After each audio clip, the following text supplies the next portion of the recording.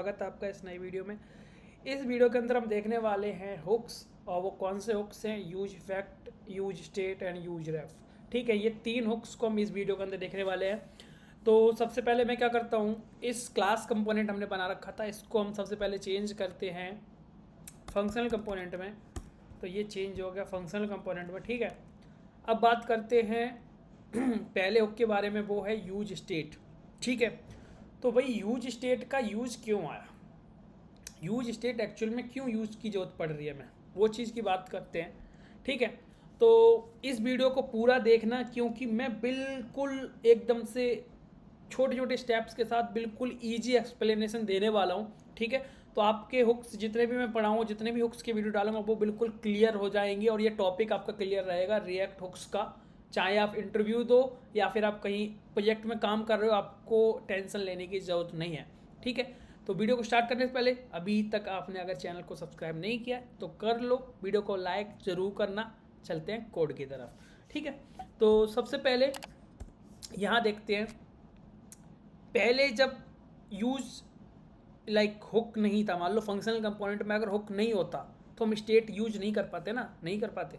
अगर react hooks नहीं लाता तो यूज स्टेट को हम यूज नहीं कर पाते, तो फिर हम क्या कर रहे होते, मतलब कैसे काम होता, वो इशू क्या हो रहा होता। ठीक है, तो वो हम देखते कैसे।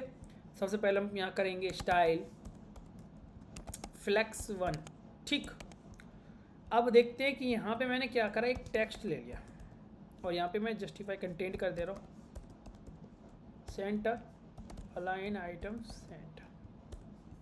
ठीक, मैंने क्या करा, एक लेट एक काउंटर ले लिया इक्वल्स टू 0। यहाँ मैंने क्या करा, एक काउंटर दिखा दिया। ठीक, एक टचेबल बटन बनाता हूँ मैं, ओपेसिटी, इसको मैं थोड़ी सी स्टाइलिंग दे देता हूँ, जिससे मार्जिन दे दे रहा हूँ। पहले तो मैं top 40 with 100, height 40, justify content, centre align items centre. ठीक है, और बॉर्डर विथ 0.5 टेक्स्ट डाल दे रहे इसके अंदर। टेक्स्ट क्या टेक्स्ट है, इंक्रीज काउंट। ठीक, इस तरीके से अब हम छोटा सा एग्जांपल लेंगे जिससे आपको पूरा समझ में आएगा। अब बात करते हैं कि यार, जब हम यूज स्टेट हमारे पास है ही नहीं, ये समझो कि रिएक्ट नेटिव के अंदर फंक्शनल कंपोनेंट में यूज स्टेट नाम का हुक है ही नहीं, और आपको वही चीज़ करनी है यार जो क्लास कंपोनेंट में कर रहे हो। कैसे करोगे, और भी कोई हुक है ही नहीं, मतलब हुक नाम की कोई चीज़ है ही नहीं, है ना। मैं ये कॉन्सेप्ट लेके चल रहा हूँ, हुक्स है ही नहीं। अब देखते हैं मुझे क्या करना है, ये काउंट जो ना वो इंक्रीज कराना है। इंक्रीज काउंट के बटन क्लिक करने पे मैंने क्या करा, ऑन प्रेस ले लिया। ऑन प्रेस के जब भी प्रेस हो रहा है तो मैं क्या कर रहा हूँ, काउंट को, काउंटर जो है ना उसको काउंटर +1 कर दे रहा हूँ। अब मुझे ये बताओ कि जब मैं काउंटर पे क्लिक करूँगा तो यहाँ क्या देखेगा। एक्चुअल में जब मैंने क्लिक किया तो काउंटर 1 होगा कि नहीं हुआ होगा, देखते हैं। मैं क्या करता हूँ, क्लिक करने के बाद मैं एक कंसोल लगाता हूँ, console.log, और उसके अंदर क्या करता हूँ, काउंटर को प्रिंट कराता हूँ। ठीक, मैंने यहाँ करा और मैं यहाँ पे चलता हूँ। ठीक है, मैं करा क्लिक, 1 हो गया, 2 हो गया, 3 हो गया, 4 हो गया, 5 हो गया। भाई ये तो परफेक्ट काम कर रहा है ना, बट दिक्कत क्या है दिक्कत है क्या, मतलब यार ये तो काउंटर तो बढ़ रहा है, काउंटर तो बढ़ रहा है। हमें काउंटर, हमारा टास्क क्या था, काउंटर को बढ़ाना और यहाँ पे दिखाना। वो काउंटर जो बढ़ता हुआ यहाँ दिखना चाहिए सेम टाइम में, बिना बैक जाए, बिना लोड, ऐसे कुछ भी करे यहीं दिखना चाहिए। अभी देखो काउंटर बढ़ रहा है, पर ये बढ़ता हुआ यहाँ नहीं दिख रहा है। यहाँ तो कंसोल दिख रहा है, यहाँ नहीं दिख रहा। बस यही यूज है यूज स्टेट का, यही दिक्कत है। क्योंकि यूज स्टेट क्या करता है भाई, अभी जब भी हम देखो, मैं बता रहा हूँ क्या, मान लो मैंने console.log लिया। ठीक है, इसके अंदर मैंने हेलो डाल दिया। ठीक है, हेलो डाल दिया, और वो हेलो कहाँ डालूँगा मैं, मान लो चलो ठीक है, यहीं डाल दिया मैंने, कोई नहीं यहीं डाल दिया। ठीक, अब मैंने ये सेव कर दिया। पहले एक बार हेलो आ गया, अब मैं दोबारा से क्लिक कर रहा हूँ, हेलो कभी दोबारा आ ही नहीं रहा, क्योंकि ये एक बार ये लोड हो गया ना, ये हमारा कंपोनेंट यूआई, हमारे ये यूआई जो बटन बना हुआ है, ये टेक्स्ट एक बार लोड हो गया ना भाई, अब ये दोबारा लोड नहीं हो रहा। जब मैं इंक्रीज कर रहा हूँ काउंट, तब भी ये दोबारा लोड नहीं होगा, ये वही पड़ा हुआ है। अब ये बताओ, यहाँ पे जब हम काउंटर दिखा रहे हैं, ये काउंटर यहाँ दिखा रहे हैं, ये बटन, ये जब दोबारा ये लोड होगा तभी तो ये नया दिखेगा, नहीं तो ये क्योंकि यहाँ है, यहाँ वैल्यू बढ़ तो गई, पर ये दोबारा जब चल ही नहीं रहा, दोबारा लोड हो ही नहीं रहा, तो काउंटर कहाँ दिखेगा? तो काउंटर में से 0 ही दिखेगा। वो यहाँ वैल्यू बढ़ जा रही है पर यहाँ पे नहीं पहुँच पा रही है, क्योंकि ये पूरा लोड होना चाहिए।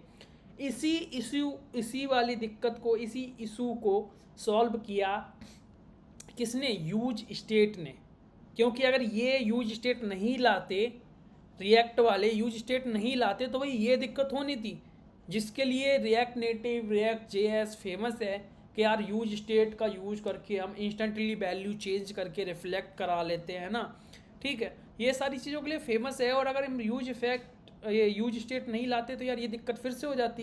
क्लास कंपोनेंट में अच्छे से चलता, क्योंकि यहाँ पे दिस डॉट स्टेट यूज़ कर रहे हैं, फंक्शनल कंपोनेंट में नहीं हो पाता, तो फिर क्या होता है? ये फेलियर हो जाता। इसलिए उन्होंने क्या करा? हुक्स ला दिए, प्री डिफाइंड कुछ ऐसे फंक्शंस जिनके नाम अलग अलग है और उनके टास्क भी अलग अलग है, पर प्री डिफाइंड फंक्शंस हैं वो। मेरी सरल भाषा में आप समझ सकते हो, प्री डिफाइंड फंक्शंस। अब यहीं पे आया यूज स्टेट का लॉजिक। यूज स्टेट को लिखते कैसे हैं? कॉन्स्ट, ये कॉन्स्ट ही तो एक वेरिएबल है, बट वो की वैल्यू वाला वेरिएबल है। एक वैल्यू को सेट करता है और एक वैल्यू को निकालता है।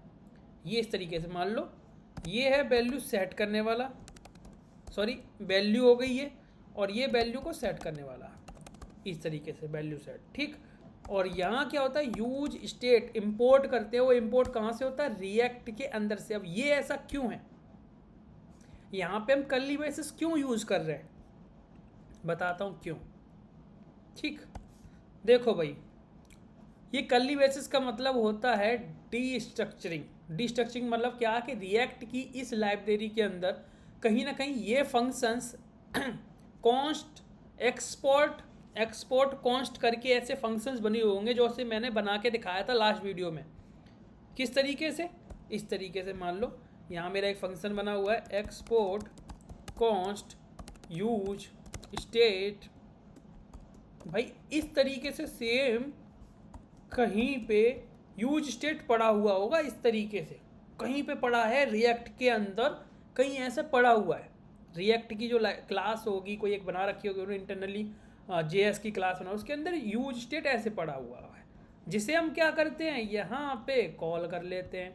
अब भैया जब भी हम मल्टीपल फंक्शंस को एक फाइल के अंदर डालते तो हम एक्सपोर्ट कॉन्स्ट करते हैं, जिससे क्या है कि हम कर्ली ब्रेसेस लगा के मल्टीपल इंपोर्ट्स कर सकते हैं। और एक्सपोर्ट, यहाँ से मल्टीपल एक्सपोर्ट कर दिए हमने, तो यहाँ पे इसके अंदर मल्टीपल इंपोर्ट्स हो गए ना, मल्टीपल फंक्शन को एक साथ इंपोर्ट कर सकते हैं कर्ली ब्रेसेस लगा के। ठीक है, तो भाई इस तरीके का लॉजिक है कि कहीं यूज स्टेट ऐसे पड़ा हुआ है, मैंने यूज़ कर लिया। अब बात करते हैं वैल्यू की। तो ये वैल्यू वो है जिसके अंदर करंट वैल्यू रहेगी, आफ्टर चेंजिंग करंट वैल्यू रहेगी। तो यहाँ पे मैं क्या करने वाला हूँ? यहाँ देखो काउंटर कहाँ है, ये काउंटर को मैं क्या लेने वाला हूँ? वैल्यू। ठीक, और वैल्यू सेट यहाँ है, तो ये जो है ना, ये वाला लॉजिक, ये यहाँ से हटाओ और क्या करने वाला हूँ? Value set. और वैल्यू सेट के अंदर क्या करने वाले हम? जो वैल्यू पहले है उसमें +1। यही तो था लॉजिक। ठीक, बस अब देख लो, क्लिक कर लो, रिफ्लेक्ट हो रहा है ना, क्योंकि अब इसमें एक चीज़ और देखो, यहाँ देखो, जितनी बार मैं क्लिक कर रहा हूँ उतनी बार हेलो आ रहा है। हेलो कहाँ पड़ा हुआ है? ये तो स्टार्टिंग में पड़ा हुआ है, ये तो यूआई के अंदर है भी नहीं, ये यहाँ पड़ा हुआ है, फिर भी हेलो क्यों कॉल हो रहा है? क्योंकि ये पूरा री रेंडर हो रहा है, ये पूरा कंपोनेंट जो है वो री रेंडर हो रहा है जब भी इसमें वैल्यू चेंज हो रही, इसी वजह से ये वैल्यू दिख जा रही है। ठीक है, अब बात करते हैं, ये तो हो गया यूज स्टेट। यूज स्टेट समझ में आ गया ना अच्छे से? बस यही है यूज स्टेट, इतना ही है यूज इसका। ठीक है, कि हम जब भी यूज स्टेट के अंदर, जिस वैल्यू के अंदर कोई भी चेंज होता है, इस वैल्यू के अंदर ये यूज स्टेट क्या करता है? पूरे कंपोनेंट को फिर से लोड कर देता है, रीलोड कर देता है, और उसकी वजह से उस वैल्यू के अंदर चेंजेस दिखने लग जाते हैं। ठीक है, अब बात करते हैं दूसरा जो हमारा हुक है, यूज इफेक्ट। इस पे मैंने अलग से एक पूरा वीडियो बनाया था यूज इफेक्ट के ऊपर। फिर भी अगर आप लोगों ने वो वीडियो नहीं देखा है और आप पहली बार आए हो मेरे चैनल पे, तो ये वाला आपको बताना बनता है, ठीक है। तो पूरी कहानी फंक्शनल कंपोनेंट के अंदर ना यूज इफेक्ट पे चलने वाली है, ठीक है। जब भी हमें कोई ऐसा काम कोई डेटा फैच कराना एपीआई की हेल्प से, कोई कैलकुलेशन जो उसी पेज पे आके फर्स्ट टाइम वही कैलकुलेशन होनी चाहिए, कोई ऐसा काम जो बहुत मैंडेटरी है और हम जब उस स्क्रीन पे आए तभी वो होना ही चाहिए पहले, उन सारे लॉजिक्स को हम डालते हैं यूज इफेक्ट के अंदर। मतलब कंपोनेंट लोड होने से पहले या कंपोनेंट लोड होने के बाद यूज इफेक्ट चलता है। यही लॉजिक्स थे लाइफ साइकिल मेथड में जब हम क्लास कंपोनेंट यूज़ करते थे। कंपोनेंट डिड माउंट का मतलब क्या होता है? कंपोनेंट लोड हो गया, कंपोनेंट लोड होने के बाद कंपोनेंट डिड माउंट चलता था और उसके जरिए जो एपीआई से डेटा निकालते थे उस लोड हुए कंपोनेंट के अंदर वो एपीआई का डेटा दिखा देते थे, या वो जो भी लॉजिकल था वो सब दिखा देते थे, ठीक है। इसलिए कंपोनेंट डिड माउंट उसका नाम रखा गया। तो यहाँ पे यूज इफेक्ट क्या करता है? यहाँ पे कंपोनेंट डिड माउंट तो है नहीं, शक्ल बदल गई है, नाम बदल गया, बट काम वही है ना। यूज इफेक्ट का काम वही है जो component did mount, component will unmount, component will like did update ये करते थे ना, वही काम है यूज इफेक्ट का, ठीक है। बस क्या हो गया, इसकी शक्ल बदल गई है, नाम बदल गया है, बाकी काम वही है। अब बात करते हैं इसको यूज कैसे करना है। यूज इफेक्ट को लिखने का तरीका कुछ इस तरीके से है, ठीक है। अभी इंपोर्ट कहाँ से होता है? सेम रिएक्ट का ही मैंने बताया था, ऐसे यूज इफेक्ट नाम का फंक्शन कहीं बना पड़ा हुआ होगा जो एक्सपोर्ट हो रहा है, हम यहाँ पे इसे इंपोर्ट कर ले रहे हैं, ठीक है। अब बात करते हैं यूज इफेक्ट करता क्या है। बाकी सारी चीज़ों को हटाते नहीं, ये वाला बटन पड़ा रहने देते, कोई दिक्कत नहीं है ना। ये कंसोल वंसोल हटाते हैं, ठीक। अब बताओ यूज इफेक्ट क्या करेगा। मैंने यहाँ पे कंसोल डाल दिया, console dot log I am hero, ठीक है। मैं हीरो हूँ ये मानते हैं, ठीक। और मैंने क्या करा, इस यूज इफेक्ट के अंदर डाल दिया। इतनी कोई दिक्कत नहीं। लिखने का तरीका क्या है, ये क्या है, ये क्या करता है यूज इफेक्ट, क्या करता है भाई, यूज इफेक्ट अपने पैरामीटर के अंदर एक फंक्शन लेता है, एक फंक्शन और दूसरी कंडीशन प्रॉप्स, मतलब प्रॉप वैल्यू या डिपेंडेंसी बोल सकते हो, कुछ भी बोल लो, अपने हिसाब से हमें समझ में आना चाहिए और एक्सप्लेन सामने वाले को करें जब हम, तो उसे समझ में आना चाहिए। इस तरीके से हम समझते हैं इस चीज़ों को। तो यूज इफेक्ट का क्या काम है, अगर हम इसको दूसरी भाषा में लिखें ना तो कुछ ऐसे है, यूज इफेक्ट एक फंक्शन इस तरीके से है। अब ये क्या करता है भाई, ये बोलता है मुझे एक फंक्शन दे दो, फंक्शन, और एक मुझे डिपेंडेंसी दे दो अगर तुम्हारे पास है डिपेंडेंसी, या फिर प्रॉप वैल्यू, जो भी है। डिपेंडेंसी आपके लिए सही है अगर आप नए नए आए हो, ठीक है, नई बिगिनिंग है आपकी इस चीज़ की, तो डिपेंडेंसी समझने के लिए सही है, ठीक है। मतलब ये 2 पैरामीटर लेता है, यूज इफेक्ट जो है वो 2 पैरामीटर लेता है। एक पैरामीटर, ये वाला जो पैरामीटर है ना, ये फिक्स नहीं है, मैंडेटरी नहीं है कि ये हमें देना है, ये हम अपनी नीड के हिसाब से देते हैं सेकंड पैरामीटर। पर फर्स्ट पैरामीटर जो है ना वो मैंडेटरी है, ये फंक्शन।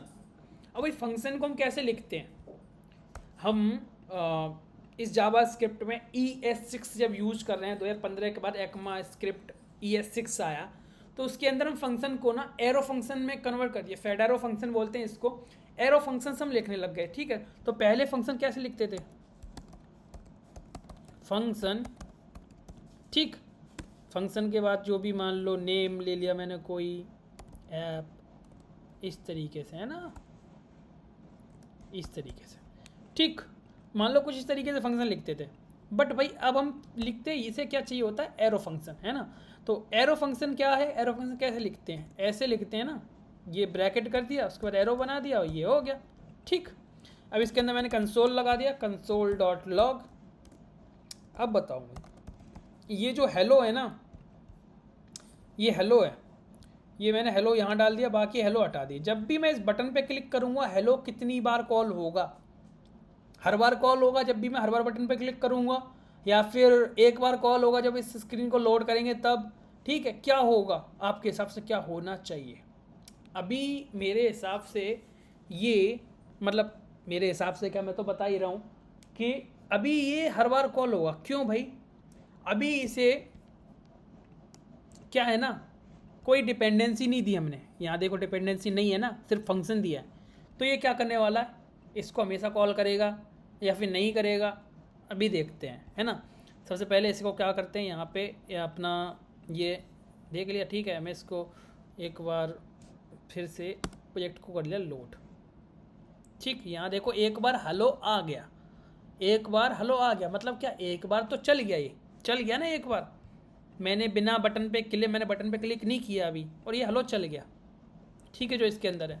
अब मैं बटन पे क्लिक करूँगा, एक बार करा चल गया, दो बार करा चल गया, तीन बार करा चल गया। भाई जितनी बार मैं बटन में, सिर्फ हम इस काउंटर में चेंज कर रहे हैं, पर यूज इफेक्ट में अगर मान लो मैंने कोई बड़ा सा लॉजिक डाल दिया तो वो तो हर बार चलेगा। कोई बड़ा लॉजिक डाल दिया जिसमें कुछ टाइम लग रहा है, कुछ कैलकुलेशंस हो रही हाई पाई, मान लो तुम रॉकेट साइंस की कैलकुलेशन कर रहे हो उसके अंदर, तो यार जब भी मैं इस बटन पे क्लिक करूंगा ना, वो तो बार बार रिपीट होने लग जाएगा। उससे क्या होगा, मेमोरी कंज्यूम होगी, है ना। ऐप के अंदर रैम यूज़ कर रहे हो ना तुम, तो वो लॉजिक बार बार चलेगा। और ये जो लॉजिक चलते हैं ना बैकग्राउंड में चल रहा है ना, तो ये बार बार ऐप के अंदर चल रहा है, लोड बढ़ेगा, ऐप थोड़ा स्लो हो जाएगा, मेमोरी जा रही है ना। तो भाई इन सब चीज़ों का सोल्यूशन तो होना चाहिए ना। हम कस्टमाइज, हम क्या कर रहे हैं, रिएक्ट नेटिव यूज़ कर रहे हैं, इसके अंदर हम बात करते हैं रीयूजेबिलिटी की, हम बात करते हैं ऑप्टिमाइजेशन की, code optimisation, OS optimisation, app की मेमोरी ऑप्टिमाइजेशन, इतनी सारी चीज़ों की बात करते हैं। पर ये तो यहाँ पे क्या हो रहा है, तो सारा गड़बड़ हो गया, ये तो बार बार कॉल होता रहेगा, है ना। हमें फीचर तो चाहिए था हुक्स का, पर इस तरीके से नहीं, है ना। तो भाई रिएक्ट वालों ने क्या बोला, सुनो भाई, ऐसा नहीं है, ये पागलपंती मत करो कि तुम नीड ही नहीं देख रहे हो कि रिक्वायरमेंट क्या है, और तुम आंख बंद करके अंधे हो के कुछ भी यूज़ कर रहे हो। यूज इफेक्ट को हमने दिया है वो अकेली एक कंडीशन के लिए नहीं दिया है, मैंने इसे 3 कंडीशन के लिए दिया है। रिएक्ट वालों ने बोला मैंने 3 कंडीशन के लिए दिया है। आपको यूज़ करना भी अपनी रिक्वायरमेंट, तो देखो आंख बंद करके अगर कोडिंग करोगे तो कैसे डेवलपर बनोगे ना। तो उसने क्या करा, भाई तुम्हें क्या करना है, यहाँ डिपेंडेंसी देनी है कि ये जो बड़ा वाला लॉजिक जो है ना, बड़ा सा लॉजिक आप लिख रहे हो, ये यूज इफेक्ट के अंदर चला रहे हो, वो कब चलना चाहिए। इसीलिए तो हमने डिपेंडेंसी दूसरा पैरामीटर मांगा है, जो फिक्स नहीं है, मैंडेटरी नहीं है, बट हम उसको अपनी नीड के हिसाब से यूज़ कर सकते हैं। यही मेन कॉन्सेप्ट था, है ना। तो मैंने क्या करा भाई, डिपेंडेंसी लिखने का तरीका है ये ब्रैकेट, ये जो ब्रैकेट है ना, ये अभी मान लो मैंने ब्रैकेट को क्या कर दिया, सिर्फ खाली छोड़ा है, सिर्फ खाली छोड़ा, मैंने कोई डिपेंडेंसी नहीं दी। तो पहला तरीका क्या था कि हम यहाँ कुछ नहीं लिखते हैं, एक तरीका तो ये हो गया यूज इफेक्ट को यूज़ करने का, ठीक है। यही को मैं क्या करता हूँ, कॉपी कर लेता हूँ और यहाँ पेस्ट करता हूँ। यहाँ क्या करता हूँ, मैं एम्प्टी ब्रैकेट दे देता हूँ और इसके अंदर लिखता हूँ हेलो 1, ठीक। बात करते हैं दूसरे कॉन्सेप्ट की। अब बताओ, यहाँ तो हर बार चल रहा था, जब बटन पे नहीं क्लिक किया था, स्क्रीन लोड हुई थी तब भी चल रहा था। उसके बाद जब भी मैं बटन पे क्लिक कर रहा हूँ, काउंटर में चेंज कर रहा हूँ, तब भी ये चल रहा है। ये क्या करेगा, ये जब स्क्रीन लोड होगी तब चलेगा या नहीं चलेगा, जब बटन पे क्लिक कर रहे हैं तो ये हर बार चलेगा या नहीं चलेगा, वही कहानी देखने के लिए चलते हैं यहाँ, ठीक है। फिर इसको लोड कर लेते हैं। अब देखते हैं क्या हुआ, हेलो भी चला, हेलो 1 भी चला, मतलब स्क्रीन लोड जब हो रही है तो ये दोनों ही चल रहे हैं, ये दोनों ही चल रहे हैं स्क्रीन लोड होने पे। अब बात करते हैं बटन क्लिक पे। बटन क्लिक पे हेलो 1 जो है ना, जिसमें हमने ब्रैकेट एम्प्टी ऐड करें, ये नहीं चला बटन क्लिक पे बार बार, ये सिर्फ जब ही चल रहा है जब एक बार स्क्रीन पे आया, लोड हो गया।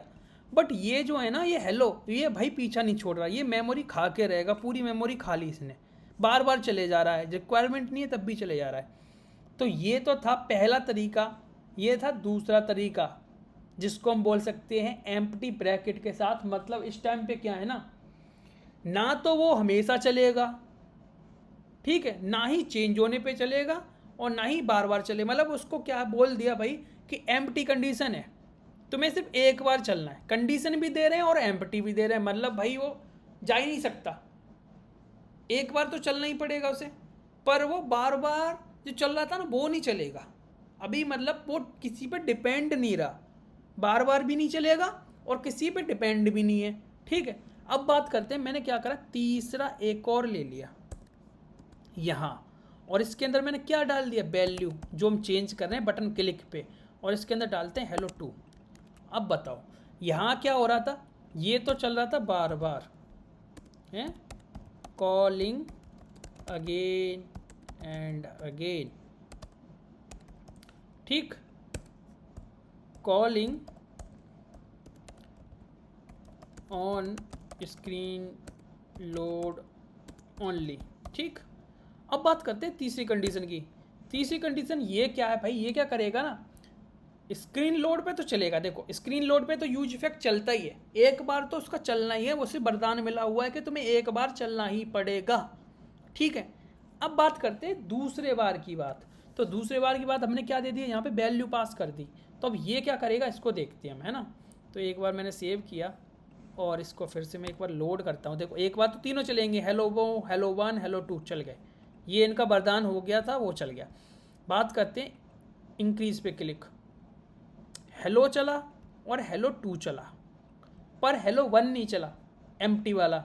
अब बात करते हैं यार hello2 क्यों चला, क्योंकि जब भी इस वैल्यू के अंदर चेंजेस होंगे ना तो hello2 चलेगा, क्योंकि इस वैल्यू के अंदर चेंजेस हो रहे हैं। मान लो मैंने क्या करा, एक और ले लिया यहाँ पे कॉन्स्ट, एक स्टेट और ले ली मैंने, वैल्यू 1, ठीक, वैल्यू सेट 1 यूज स्टेट 0। ठीक, मैंने क्या करा, ये जो बटन है ना